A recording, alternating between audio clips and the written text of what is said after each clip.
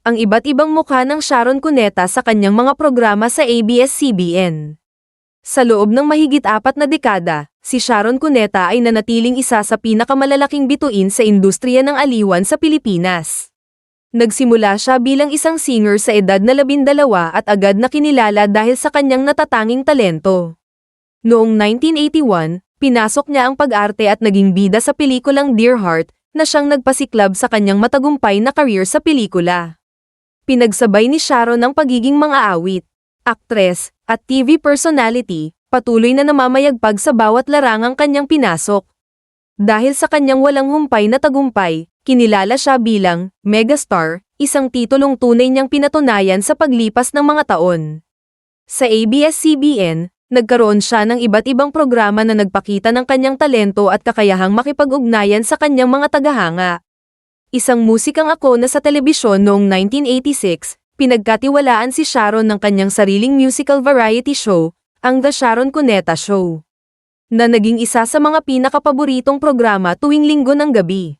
Unang umere ito sa ibang network bago lumipat sa ABS-CBN noong 1988, kung saan tumagal ito hanggang 1997. Dito, ipinamalas niya hindi lamang ang kanyang husay sa pag-awit kundi pati ang kanyang likas na karisma sa entablado.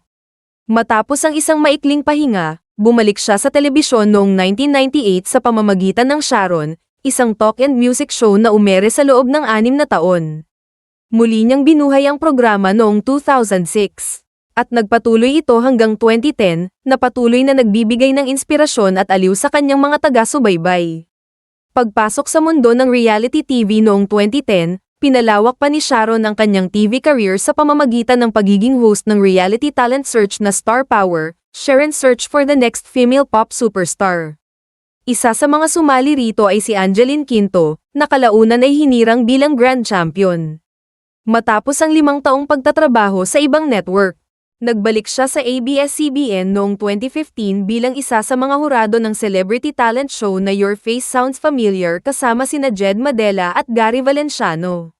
Dito, nakita ng mga manonood ang kanyang maskwela at palabirong personalidad. Sa unang season, itinanghal na panalo si Melay Cantiveros, habang si Denise Laurel naman ang nagwagi sa ikalawang season noong 2015. Noong 2017, muling bumalik si Sharon bilang hurado sa Your Face Sounds Familiar Kids kasama sina Gary Valenciano at Ogie Alcacid. Sa edisyong ito, itinanghal na panalo ang child star na si Ora Breguela. Isang hindi matitinag na legasya ang paglalakbay ni Sharon Cuneta sa telebisyon ay patunay ng kanyang kakayahang sumabay sa pagbabago ng panahon habang nananatiling tapat sa kanyang sining. Mula sa pag-awit, pag-ho-host, at pagtuturo sa mga baguhang talento, hindi matatawaran ang kanyang kontribusyon sa industriya. Bilang isang tunay na megastar, patuloy niyang pinatutunayan ang kanyang hindi mapapantayang kasikatan at pagmamahal sa kanyang mga tagahanga.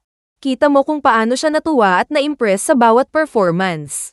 Ang saya panoorin. At mega fanatic 79 kahit nang dumating ang pandemya, hindi ito naging hadlang sa kanya para patuloy na magbigay saya sa mga kapamilya viewers.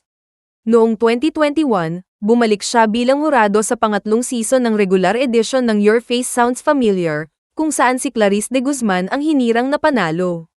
Grabe, walang kupas si Mega. Kahit pandemic, bumalik siya para magbigay inspirasyon. Clarice deserved that win. At kapamilya forever, ang pagiging isang masusing coach sa The Voice. Bukod sa pagiging hurado, pinasok rin ni Sharon ang mundo ng coaching sa The Voice Kids Philippines noong 2016. Kasama ang mga original coaches na sina Lea Salonga at Bambo Manialak, ginabayan niya ang kanyang batang artist na si Antoine Fetismo, na nakapasok sa final rounds at tinanghal na first runner-up.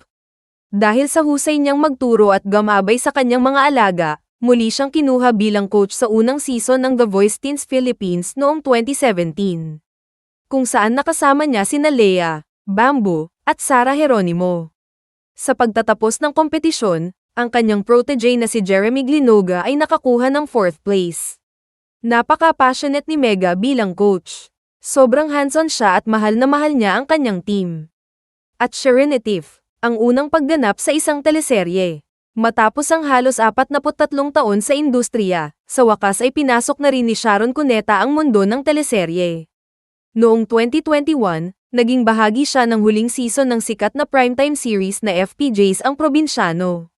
Ginampanan niya ang karakter ni Aurora Guillermo, ang matagal nang noalay na pag-ibig ng Pangulong Oscar Hidalgo, Roel Santiago.